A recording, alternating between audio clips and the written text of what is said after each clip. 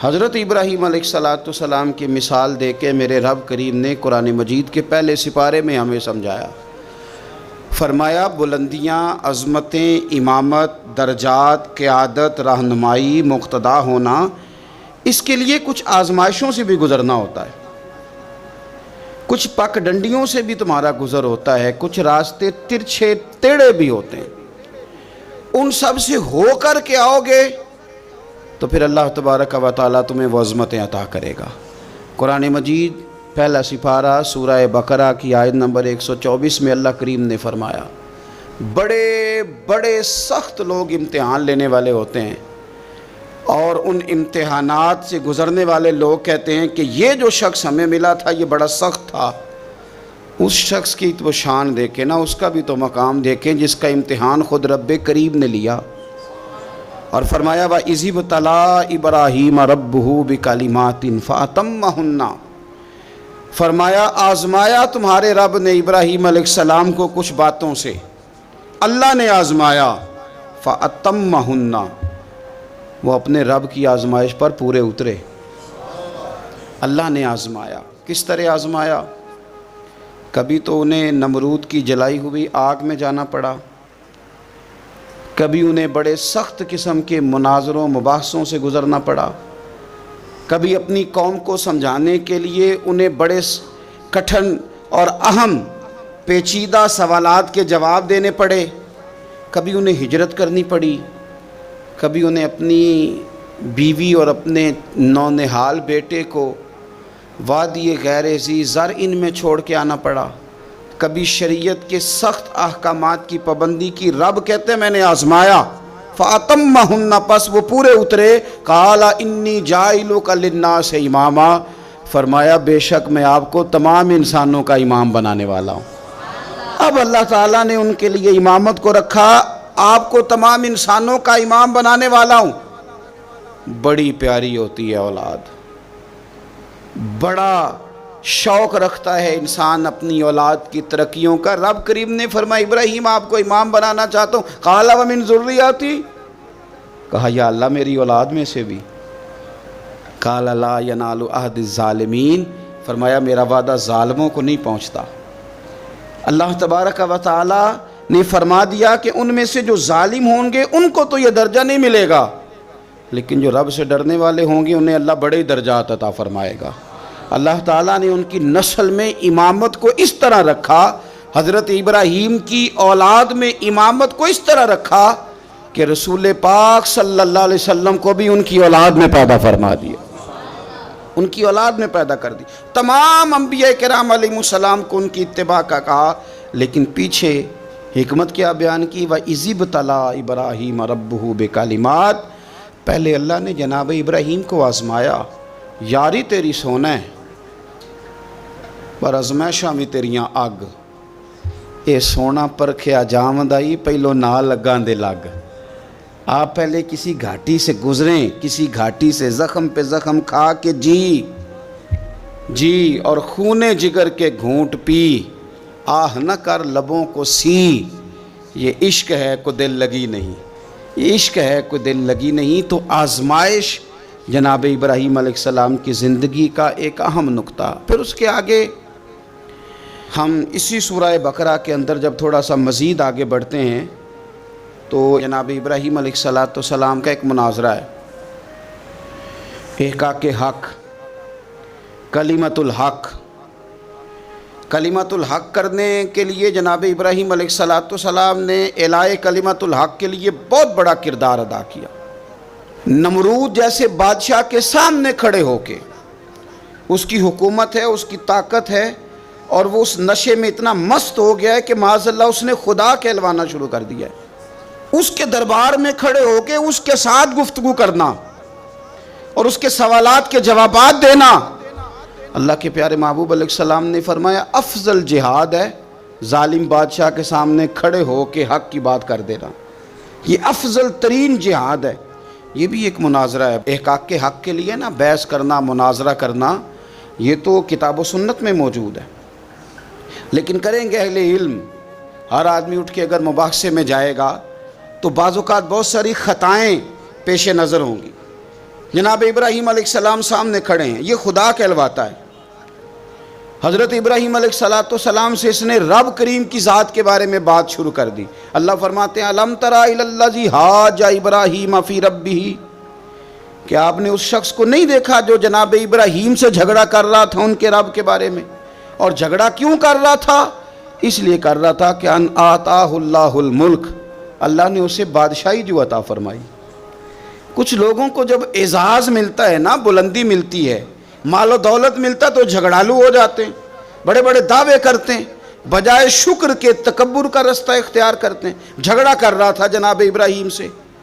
اذ قال ابراہیم ربی الذی یحیی و یمیت، حضرت ابراہیم فرمانے لگے میرا رب وہ ہے جو زندہ کرتا اور مارتا ہے۔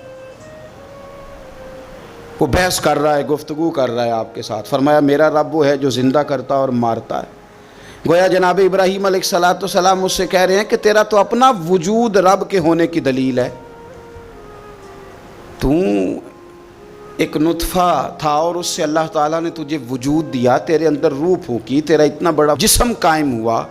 رب وہ ہے جو زندہ کرتا اور مارتا ہے۔ قال انا احیی و امیت، کہنے لگا میں بھی زندہ کرتا اور مارتا ہوں۔ اس نے اس طرح کیا کہ دو بندے بلائے نمرود نے، ایک کو سزائے موت کا حکم ہو چکا تھا، اس کو کہنے لگا تجھے سزائے موت کی سنائی تھی، نہ تو آزاد ہے، اور ایک بندہ بے گناہ تھا، اسے پکڑ کے قتل کر دیا، کہنے لگا دیکھو میں بھی مارتا اور زندہ کرتا ہوں۔ حالانکہ قتل کر دینے اور چھوڑ دینا، اس میں اور زندگی اور موت دینے میں کتنا بڑا فرق ہے۔ حضرت ابراہیم سمجھ گئے کہ بندہ موٹے دماغ کا ہے۔ کچھ لوگ موٹے دماغ کے ہوتے ہیں، بلا وجہ بحث کرتے رہتے ہیں۔ حضرت سعدی شرازی رحمۃ اللہ علیہ نے کیا خوب بات کہی، آپ فرمانے لگے 40 عالم بیٹھے ہوں، ایک دلیل سے انہیں چپ کرایا جا سکتا ہے، لیکن ایک جاہل بیٹھا ہو نا تو وہ 40 دلیلوں سے بھی چپ نہیں کرتا، کیونکہ جاہل ہے نا۔ علماء کے سامنے آپ دلیل بیان کریں گے تو 40 علماء بھی ہو تو ایک دلیل سے چپ کر دیں گے تو جو ہے جاہل، وَإِذَا خَاطَبَهُمُ الْجَاهِلُونَ قَالُوا سَلَامًا، یہ دلیل بھی اس کی بڑی کچی تھی، بڑی نکمی تھی۔ اب حضرت ابراہیم نے نا اس پر ایک اور مناظرانہ گرفت فرمائی۔ آپ فرمانے لگے اچھا، قال ابراہیم فإن اللہ یأتی بالشمس من المشرق فأتی بها من المغرب، فرمایا میرا رب وہ ہے جو سورج کو مشرق سے نکالتا ہے، تو اس طرح کر مغرب سے نکال دے۔ اگر تیرا بھی یہی دعویٰ ہے تو مغرب سے نکال دے۔ فبہت الذی کفر، تو رب فرماتا ہے کہ میرے خلیل کی بات سن کے کافر کے ہوش ہی اڑ گئے، اس کے ہوش اڑ گئے۔ جب حق کی بات ہوتی ہے فبہت الذی کفر، ہوش اڑ گئے اس کے، وہ تو حواس باختہ ہو گیا کہ یہ کیا بات کر دی۔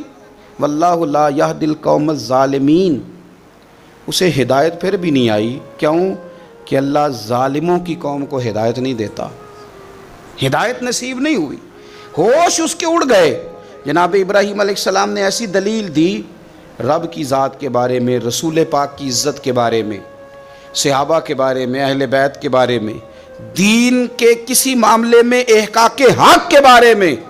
ہمیں یہ پیغام دیا گیا کہ جگہ کوئی بھی ہو، مقام کوئی بھی ہو، وقت کوئی بھی ہو، جب تم نے دین کی بات کرنی ہے تو پھر تم نے نا ذرا تگڑے ہو کے کرنی ہے، پھر تم نے مضبوط ہو کے کرنی ہے، دلیل کے میدان میں پھر تم نے آگے بڑھنا ہے۔ جناب ابراہیم علیہ السلام کا اس موقع پر جب آپ کے ساتھ بظاہر کوئی غلاموں کی فوجیں نہیں، امتیوں کی لمبی چوڑی قطاریں نہیں، وہاں بھی کھڑے ہو کے آپ نے فرمایا کہ تو جو دعوے کر رہا ہے تو جھوٹے کر رہا ہے، کائنات میں ایک ہی رب ہے جو سچا رب ہے، ایک ہی کائنات کا مالک ہے جو سچا ہے، ایک ہی رازق ہے جو سچا ہے، اس کے سوا کوئی عبادت کے لائق نہیں، وہی ہے جو اس قابل ہے کہ اسے چاہا بھی جائے، اسے سجدہ بھی کیے جائے، اس کی بارگاہ میں جھکا بھی جائے، اسے معبود بھی جانا جائے، اسے رازق بھی مانا جائے، اس سے پیار بھی کیا جائے، اسی کے لیے جیا جائے، اسی کے لیے انسان دنیا سے جائے۔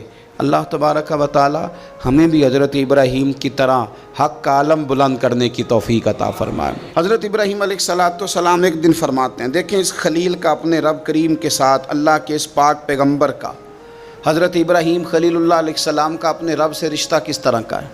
وَإِذْ قَالَ إِبْرَاهِيمُ رَبِّي آرِنِي كَيْفَ تُحْيِي الْمَوْتَى۔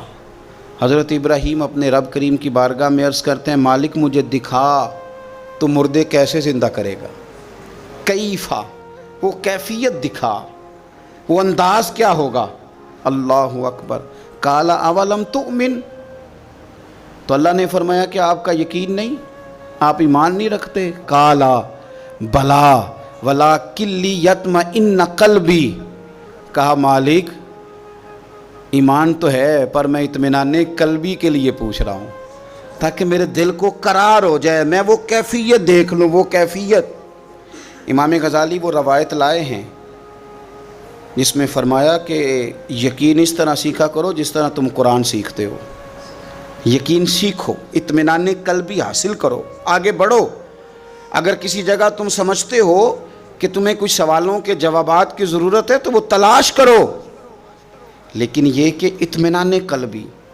مالک مجھے دکھا، تو میرے مالک نے کیا فرمایا، قال فخذ اربعۃ من الطیر، کہا 4 پرندے لے لیں آپ، فصرہن الیک، پھر انہیں اپنے ساتھ مانوس کر لیں، ثم اجعل علی کل جبل منہن جزءا، اور پھر ان کا ایک ایک ٹکڑا نا مختلف پہاڑوں کے حصوں پہ رکھ دیں، ہر پہاڑ پر ایک ایک ٹکڑا رکھ دیں۔ 4 پرندے لے لیں، 4 پرندے لے لیے حضرت ابراہیم نے۔